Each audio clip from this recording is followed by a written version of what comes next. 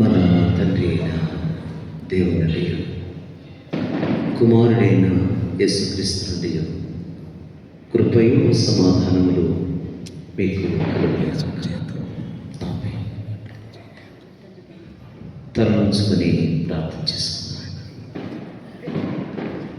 మా శ్రద్ధకమా, మా విమోచకుడా, నా నోటి మాటలు మందరి హృదయ ధ్యానము మీ దృష్టికి అంగీకారముగా చేసుకుని నూతన సంవత్సరంలో సంఘానికి బిడ్డలకు కావలసినటువంటి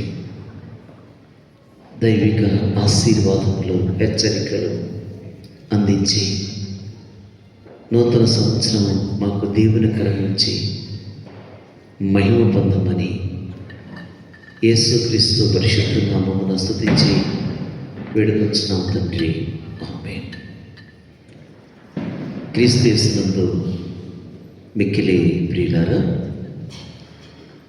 సజీవుడు పునరుద్ధానుడు ప్రభు అయిన యేసుక్రీస్తు పరిశుద్ధ నామములో మీ అందరికీ నూతన సంవత్సర శుభాకాంక్షలు తెలియజేస్తూ ఉన్నాను. మోషే అరణ్యములో దాదాపుగా 20 లక్షల మంది ప్రజలను ఉద్దేశించి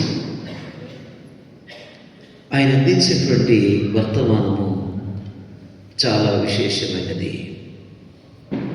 ద్వితీయోపదేశ కాండము 11వ అధ్యాయము 12వ వచనం, నీ దేవుడిని యెహోవా లక్ష్యపెట్టు దేశము, నీ దేవుడిని యెహోవా కన్నులు సంవత్సరాది మొదలుకొని సంవత్సరాంత వరకు ఎల్లప్పుడూ దాని మీద ఉండును. The eyes of the lord, beginning of the year, end of the year. ఎంత అద్భుతం! నిజమే, ఈ లోకంలో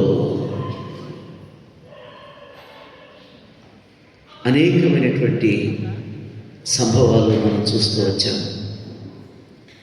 కానీ దేవుడు తన బిడ్డలకు ఇచ్చే వాగ్దానం, యెహోవా కన్నులు సంవత్సరాది మొదలుకొని beginning of the year, end of the year, సంవత్సరాంత వరకు ఎల్లప్పుడూ దాని మీద ఉంటును. నిజమే కదా, దేవుని కనుదృష్టి ఎల్లప్పుడూ మన మీద ఉండాలి, మన కుటుంబాల మీద ఉండాలి. సురక్షితమిచ్చి సంపాదించిన దేవుని సంఘం మీద ఎల్లప్పుడూ ఆయన కన్నులు ఉండాలి. నిజమే, ఆయన కన్నులు ఈ సంవత్సరం మనలను వాచ్ చేస్తాయి. ఇదే చెప్తున్నాడు.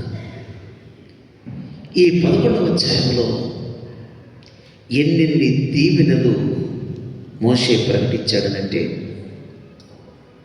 మీరు దేవుని మాట వింటే, ఆయనకు లోపడితే ఎన్నెన్ని దీవులు కలుగుతాయో జ్ఞాపకం చేస్తున్నాడు. దేవునికి విధేయత చూపించండి. లాస్ట్ ఇయర్ మనం అనుకున్నట్టుగా దేవుని ఆశీర్వాదం మన కుటుంబాల మీద లేదా? అయితే మోషే సందేశం, ఆయనకు లోబడండి, ఆయనకు విధేయత చూపించండి. విధేయత లేని ప్రేమ అది మృతమైన ప్రేమ. క్రియలు లేని విశ్వాసం ఎంత మృతమో యాకోబు చెప్పాడు యాకోబు పత్రికలో. అలాగే విధేయత లేని ప్రేమ అది మృతమే. కాబట్టి ఈ సంవత్సరం మనకు మృతమైన ప్రేమతో మనం జీవించకూడదండి. విధేయత లేకపోతే అది మృతమే. అదే మోషే చెప్తా ఉన్నాడు. అదే మీ జీవితాన్ని పునశ్చరణ చేసుకోండి అని చెప్తున్నాడు. Review of the past. ఒక్కసారి గత కాలాన్ని పునరుచ్చరణ చేయండి. Review of the past. రెండవది అంటున్నాడు, రియలైజింగ్ ద ప్రజెంట్. ప్రస్తుతం గురించి మీరు ఆలోచన చేయండి. ప్రస్తుతం గురించి సత్యాన్ని గ్రహించండి అంటున్నాడు. Ready for the future. మనం భవిష్యత్తు కొరకు సిద్ధంగా ఉండాలి. అప్పుడే మన జీవితంలో చాలా దీవెనలు మనకు కలుగుతాయి. అంటే దేవుడు ఒక దేశాన్ని ఇవ్వబోతున్నాడు అంటే ఆ దేశము ఇశ్రాయేల్ ప్రజలకు ఒక బహుమానం వంటిది అని చెప్తున్నాడు. ఈ సంవత్సరం మనకు ఒక బహుమానం ఇచ్చాడు. నిజమే, వాళ్ళకి వాగ్దాన దేశము ఎలాగో బహుకరించాడో అలాగే మన జీవితంలో కూడా ఈ నూతన సంవత్సరం ఓ బహుమానంగా ఇస్తూ ఉన్నాడు.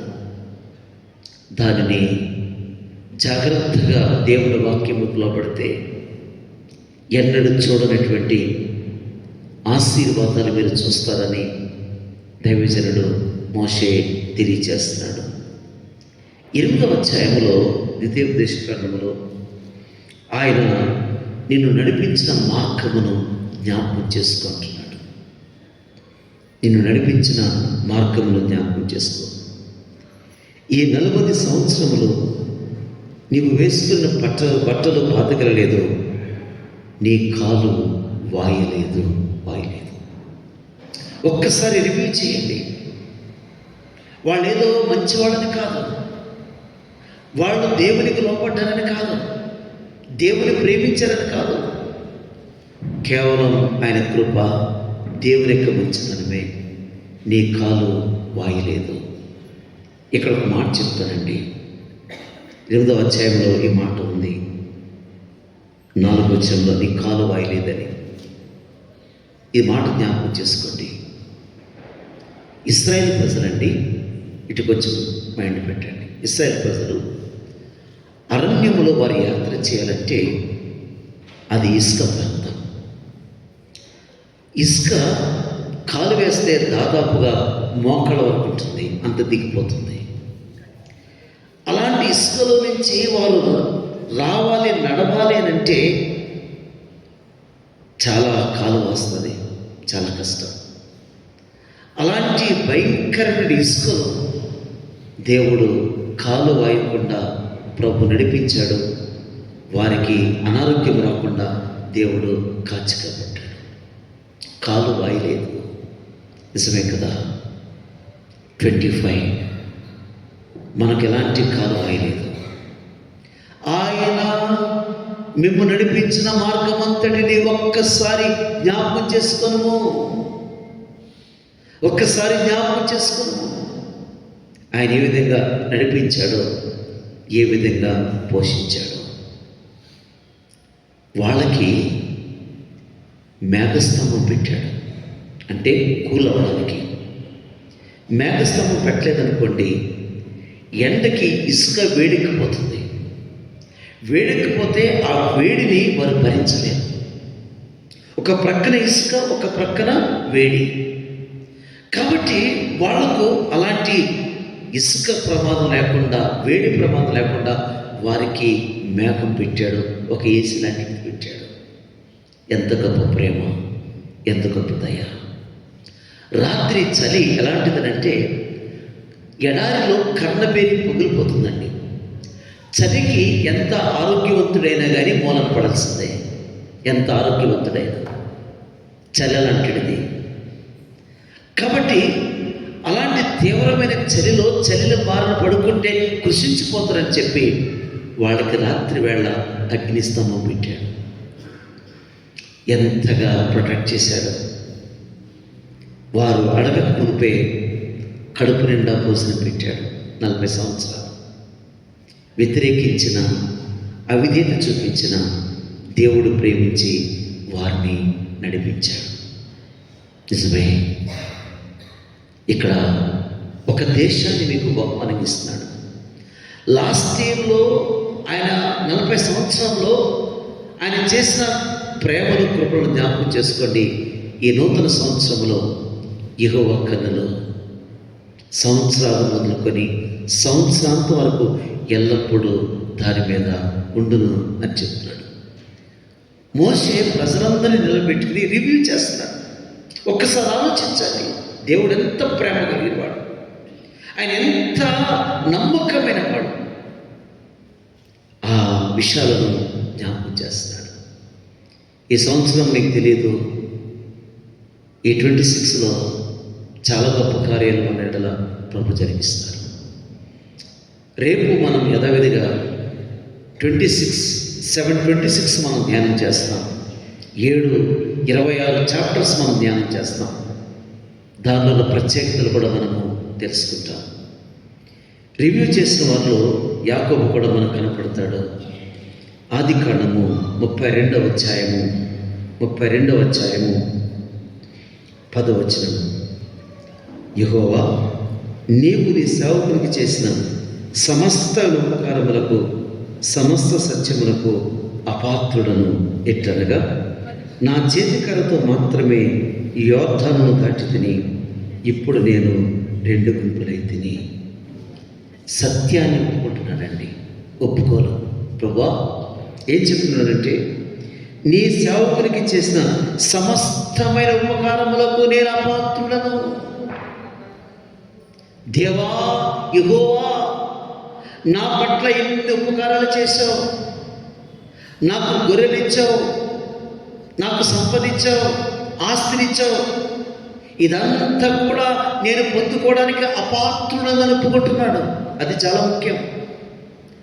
మన జీవితంలో ఏది సంపాదించినా అవన్నీ మనం పొందుకోవడానికి అపాత్రులమే అయినప్పటికీ కూడా అపాత్రులమైన మన పట్ల దేవుడు సమస్త ఉపకారములు చేశాడని యాకోబు ఒప్పుకుంటున్నాడు. మన జీవితంలో కూడా ఒప్పుకోవాలంటే, ప్రభువా, నేను అపాత్రులను ఈ దేవుళ్ళు పొందుకోవడానికి, ఇచ్చి కృపను పొందుకోవడానికి నేను అపాత్రులను. అదే మాట యాకోబు చెప్తున్నాడు, నేను అపాత్రులను ప్రభువా. ఎప్పుడైతే అపాత్రుడని చెప్పాడో తన జీవితం అద్భుతంగా ముందుకు సాగింది. తన జీవితం ఆనాటి దేశానికి నేటి వరకు కూడా యాకోబు యొక్క జీవితం దీవెనకరంగా మారింది. మన జీవితంలో ఒప్పుదల చాలా ప్రాముఖ్యం. నాకేది ఇచ్చావో ప్రభువా, నాకు తలాంతులు ఇచ్చావా, వరం ఇచ్చావా, ఉద్యోగం ఇచ్చావా, ఆరోగ్యం ఇచ్చావా, నా జీవితంలో ఏది ఇచ్చావో ఇవన్నీ పొందుకోవడానికి వాస్తవంగా నేను అపాత్రుడను, నేను అనర్హుడను అని చెప్తా ఉన్నాడు. ఎప్పుడైనా మనం చెప్పుకున్నామా? బాగా కష్టపడ్డామండి, బాగా చదివామండి, జాబ్ కొట్టామని అంటాం, కానీ ఇవన్నీ పొందుకోవడానికి అపాత్రుడని చెప్పగలుగుతున్నామా? ఏ ప్రార్థన దేవుడికి నచ్చిందండి? ఎన్నెన్ని ఆశీర్వాదాలు యాకోబు జీవితంలో ఉన్నాయి కదా. అతను అంటున్నాడు, నేను యోర్దాను నదిని దాటినప్పుడు చేతికర్రతో దాటాను. ఇదిగో దేవా, నేను 2 గుంపులనైతిని. ఎప్పుడైతే మన జీవితంలో ఒప్పుకుంటామో మన జీవితాన్ని 2 గుంపులుగా చేస్తాడండి, అద్భుతంగా చేస్తాడు. యాకోబు ఒంటరివాడు, వివాహం లేదు, పిల్లలు లేరు. కానీ తన జీవితాన్ని ఎంత దీవెనకరంగా యాకోబును ఆస్వాదించాడంటే, యాకోబు పేరు తీసేసి ఇశ్రాయేలు అని పేరు పెట్టాడు. నిజమే, తన జీవితంలో 32వ అధ్యాయంలో చీకటి పోయి అతని జీవితంలో అరుణోదయం ఆయన ఉంటుంది. 32 అరుణోదయం. నిజమే, తన చీకటి బ్రతుకంతా పోయింది, తన జీవితంలో ఒక వెలుగు వచ్చింది. ఇందాక పెద్దలకు మాట అన్నారు, ఈ సంవత్సరం మన చీకటి పోవాలి పాస్టర్ గారు, వెలుగు రావాలి అని. నిజమే కదా. తన జీవితంలో ఇక్కడ అరుణోదయ దర్శనం కలిగింది. తన జీవితం ఎప్పుడు అరుణోదయం కలిగిందంటే, తన జీవితాన్ని ఉన్నట్టుగా దేవునికి చెప్పినప్పుడు, దేవునికి వివరించినప్పుడు తన జీవితంలో అరుణోదయం కలిగింది. ఈ సంవత్సరం మన జీవితంలో ఎలాంటి స్పార్క్ లేదనుకుంటున్నామేమో, ఈ సంవత్సరం మనకిస్తాడు.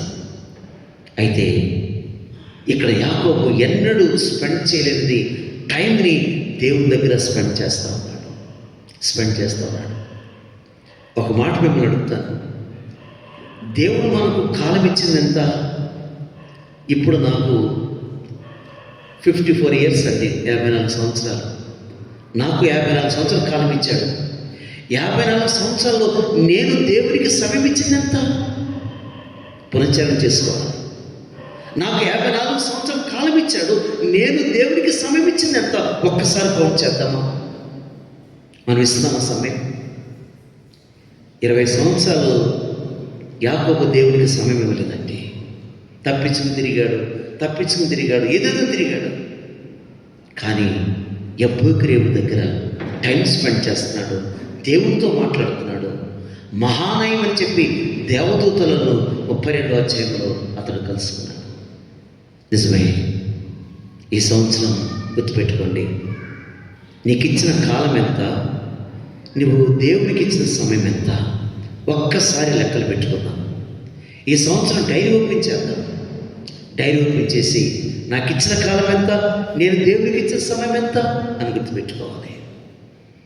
ఈరోజు న్యూ ఇయర్లో ఎంత సమయాన్ని ఫస్ట్గా మనం దేవునికి ఇవ్వడం అనేది, ఈ ప్రథమ భాగం అనేది ఎంత దేవుని కదా, ఎంత ఆశీర్వాదం కదా ఆలోచించేయండి. ఎప్పుడైతే ఒప్పుకున్నాడో ఒక మాట చెప్పాలి ఇక్కడ. యాకోబు చిన్న వయసులో తన అన్నను ఏశావును మోసం చేశాడు. ఏశావు కోపంతో ఉన్నాడు. ఎవరి మీద? యాకోబు మీద. అప్పటికి తల్లిదండ్రులు బ్రతుకున్నారు కాబట్టి కుమారుని పద్దనాలకు పంపించేశాడు. తల్లిదండ్రులు బ్రతుకున్నారు కాబట్టి. ఇప్పుడు వచ్చేటప్పుడు తల్లిదండ్రులు లేరు. దేవుడు ఎదుర్కొన్నాడు. ఎందుకనంటే ఏశావు 400 మందిని వెంట పెట్టుకుని వస్తూ ఉన్నాడు. ఎవరు రక్షిస్తారే? తల్లిదండ్రులు వచ్చేనేమో ఏదో బ్రతుకులాడతారు, ఏదో తప్పు చేశాడరా, పొరపాటు అయిందని చెప్పుకుంటారు తల్లిదండ్రులు. బిడ్డల మధ్య సమైక్యపరుస్తారు. ఇప్పుడు ఫాదర్ లేడు, మదర్ లేడు. ఏంటి పరిస్థితి? 400 మంది. నిజమే, సాగిలు పట్టాడు దేవుని దగ్గర. 32వ అధ్యాయంలో మహానయము అని అంటుందంటే 2 గుంపులు దూతలు పెట్టాడు. ఎంత అద్భుతం! అలాగే లాబాను కూడా తరుపుతూ వచ్చాడు 400 మందితో. అప్పుడు యాకోబు గురించి ఎవరు తెలుసా? లాబాను జాగ్రత్త సుమి, యాకోబు సంపదలను ముట్టవద్దు, భద్రము సుమి అని దేవుడు లాబాన్ని హెచ్చరించాడు. ఏశావు ముట్టకుండా దేవుడు కాచి కాపాడాడు. దేవుడు ఆశీర్వాదంలోనికి తీసుకెళ్ళాడు యాకోబుని. నిజమే, మనం ఏదో వచ్చామో వెళ్ళిపోతామంటే కాదండి. అక్కడ 28వ అధ్యాయంలో యాకోబు ఒక నిత్యను చూశాడు. 32వ అధ్యాయంలో ప్రభువును చూశాడండి. ప్రభువును చూశాడు. మన జీవితంలో రావటం వెళ్ళటం ముఖ్యం కాదు. మన జీవితంలో ప్రభువుని ఎదుర్కోవాలి, దూతలు ఎదుర్కోవాలి. అప్పుడే మన జీవితంలో గొప్ప ఆశీర్వాదం కలుగుతుందని దేవుని వాక్యం మనకు జ్ఞాపకం చేస్తూ ఉంది. కాబట్టి అక్కడ ఒక పెద్ద ప్రీస్ట్, యాజకులలో మోషే ఉన్నాడని మరి చెప్పినట్టుగా కీర్తనకారుడు, ఒక ప్రీస్ట్గా జాగ్రత్త ప్రభువును ప్రేమించండి. నీ ప్రభువును పూర్ణాత్మతోను పూర్ణ బలముతో మీరు ప్రేమించండి, సేవించండి. ఈ ఇయర్ అంతా కూడా ఇయర్ ఆఫ్ మీకు ఎలా ఉండాలంటే ప్రభువును సేవించండి, ప్రభువును ప్రేమించండి. ప్రేమించడం ఇదే పెట్టండి సంవత్సరం అని చెప్తున్నాడు. దేవుడు లక్ష్య పెట్టు దేశం. యాకోబు జీవితంలో కూడా అంతే. తన పేరు ఇశ్రాయేలుగా మారబడింది. తన జీవితంలో ఒక నూతనమైనటువంటి అరుణోదయం చూడగలిగాడు. అనేక మంది వ్యక్తులకు అతడు దీవెనకరంగా తన జీవితం మారింది. 3వ వ్యక్తి దానియేలు గ్రంథం 9వ అధ్యాయము 9వ వచనంలో, మా దేవుడు యెహోవా, మేము నీకు విరోధముగా తిరుగుబాటు చేశాం, అయినా నీ కృపాక్షమాపణ కలిగిన దేవుడు ఉన్నావు అని అంటున్నాడు. దేవా, మేము అనేక మార్లు తిరుగుబాటు చేశాం, అయినప్పటికీ కూడా నీవు ఎలాంటి వాడనంటే ఆయన కృపాక్షమాపణలు కలిగిన దేవుడు. ఎంత గొప్ప మాట! డానియేల్, మేము తిరుగుబాటు చేశాం, మా పితరులు తిరుగుబాటు చేశాం, అయినప్పటికీ కూడా నీవు కృపాక్షమాపణలు కలిగిన దేవుడు అంటున్నాడు. ఈ మాట ప్రభుకు నచ్చిందండి. ఎప్పుడైతే మేము తిరుగుబాటు చేసామని ఉన్నట్టుగా ప్రభు ఎదుట చెప్పాడో ఆయన క్షమాపణ దిగి వచ్చింది. వారిని విడుదల చేయడానికి కోరేష్ రాజును పుట్టించి బబులోను దేశం నుంచి వారిని దీవెనకరంగా వాగ్దాన దేశానికి నడిపించారు. నిజమే, మన జీవితంలో దేవుని వాక్యానికి తిరుగుబాటు చేశామా? మన జీవితంలో తిరుగుబాటు నేచర్ ఉన్నదా? అవన్నీ మనం మానుకోవాలి. డానియేలు గొప్ప ప్రధాని, నలుగురు రాజుల దగ్గర ప్రధానిగా చేశాడు. రాజులు మారారు కానీ డానియేలు మారలేదు. రాజులు మారుతొచ్చారు కానీ డానియేలు మారలేదు. తన జీవితం నీవు కృపా క్షమాపణలు కలిగిన దేవుడు. అందుకనే మన పత్రిక వాడు చెప్పాం. ఏం చెప్పారంటే, యేసు రక్తము సమస్త దుర్నీతి నుంచి మనను పవిత్రులుగా చేయి. దేవుడు నమ్మదగిన వాడు. మనలో పాపం లేదని అబద్ధము ఆడితే, మన పాపం లేదని చెప్పుకుంటే మనము అబద్ధికులం అవుతామని వృద్ధుడని యోహాను అంటున్నాడు. పత్రిక పాఠంలో చదువుతున్నాం. మనలో పాపం లేదని చెప్పుకుంటే మనంతటా మనం అబద్ధికులం. మన జీవితంలో ఏదో డిసొబీడియన్స్ ఉన్నది, పాపం ఉన్నది. అయితే తిరుగుబాటు చేశాం. మేము తిరుగుబాటు చేశాం. ఎప్పుడైతే ఒప్పుకున్నాడో దేవుని ఆశీర్వాదం వారి మీదకి దిగి వచ్చింది. ఈ సంవత్సరం అలాంటి దీవెనలు నీకు కలగాలని ప్రభు కోరుకుంటున్నాడు. చివరిగా 7 విషయాలు చెప్పాలి కానీ సమయం దాటుతుంది కాబట్టి యేసు ప్రభు అంటున్నారు 7వదిగా, ఆయన తండ్రి నీవు నాకు ఇచ్చిన పనిని సంపూర్తి చేసేదని. యోహాను సువార్త 17వ అధ్యాయం 24వ వచనం. Great finisher.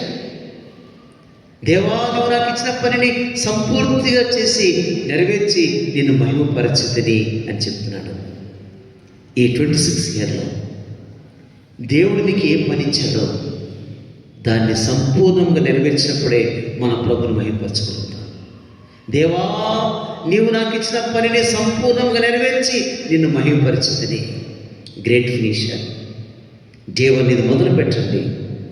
దేవుడు ఏ పని అప్పగించాడో, ఏ తలాంతి ఇచ్చాడో ప్రభు కొరకు సేవ చేసి మనం దేవుని దగ్గర చెప్పగలగాలి. నేను సంపూర్ణంగా నెరవేర్చితిని, నేను మహిమపరచితిని చెప్పగలిగితే అది గొప్ప ఆశీర్వాదం. కాబట్టి మనందరం కలిసి ఈ పాటను పాడుకుందాం. మనం అనుకున్నాం కదా ఈ పాటను పాడుకుందామని. ఒక్కసారి ఈ పాటను మనము ఆలోచించేద్దాం. చదవండి ఆ పాట. నీలా ప్రేమించేదెవరు, నీలా క్షమించేదెవరు. మన గ్రూప్లో కూడా పెట్టారు అది. అందరం కలిసి ఆయన ఈ సంవత్సరంలో ఆయన నేను నన్ను ప్రేమించేవాడు ఉన్నాడు. నీతో సమమెవరు, నీతో సమమెవరు, నీలా ప్రేమించేదెవరు, నీలా ప్రేమించేదెవరు, నీలా క్షమించేదెవరు. యేసయ్యా నీలా పాపికై ప్రాణం పెట్టిన వారెవరు, నీలా పాపికై ప్రాణం పెట్టిన వారెవరు, నీతో సమమెవరు. లోక బంగారము ధన ధాన్యములు ఒక్క పోగేసిన నీతో సరితూగునా. జీవనదులన్నీయు సర్వ సంద్రములు ఒక్కటై ఎగసి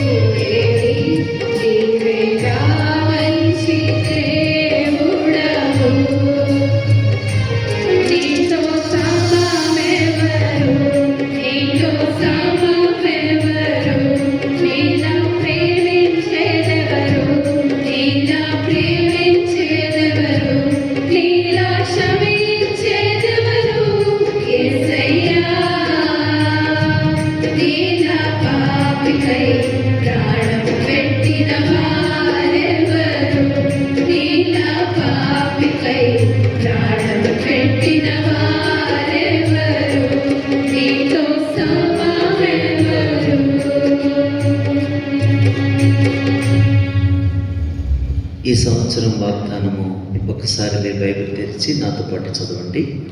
ద్వితీయోపదేశకాండము 11వ అధ్యాయము 12, 13, 14. ఈ సంవత్సరం మన యొక్క వాగ్దానము జ్ఞాపకం చేసుకుందాం. అందరూ కూడా బైబిల్ ఓపెన్ చేయండి. ద్వితీయోపదేశకాండము 11వ అధ్యాయము 12, 13, 14 వచనాలు. అందరం కలిసి ఎవరికి వారే ఇది నా కొరకు దేవుడిచ్చిన వాగ్దానం అని చదువుకున్నాం. నా కొరకే దేవుడి వాగ్దానం ఇచ్చాడని ఎవరికి వారు చదువుకుందాం. స్టార్ట్ చేద్దాం. చదువుతారా? చదవట్లేదు. చదవండి గట్టిగా. 12వ వచనం నుండి.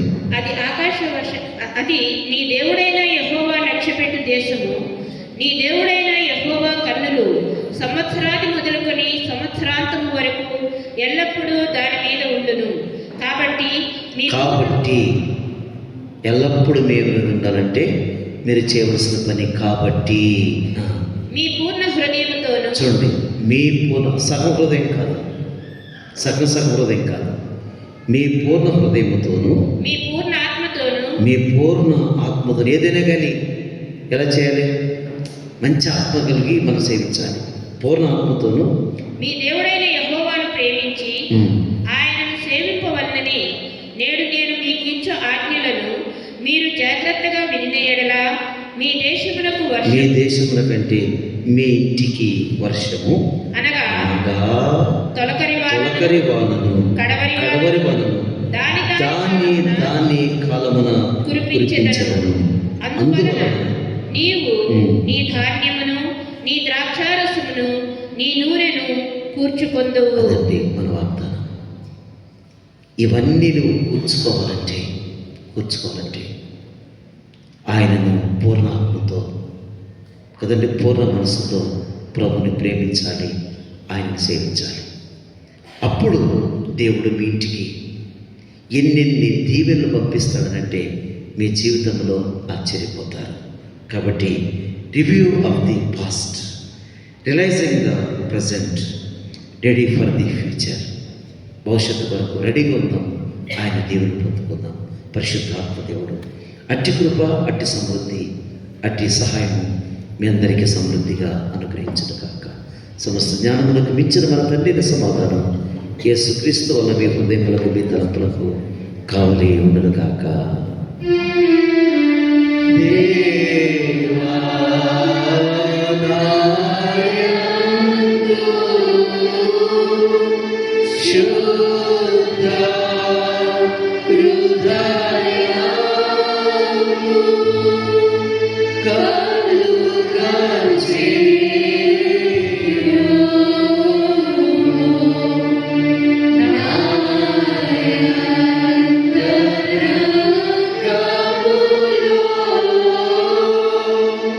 శ్రీరామయ్య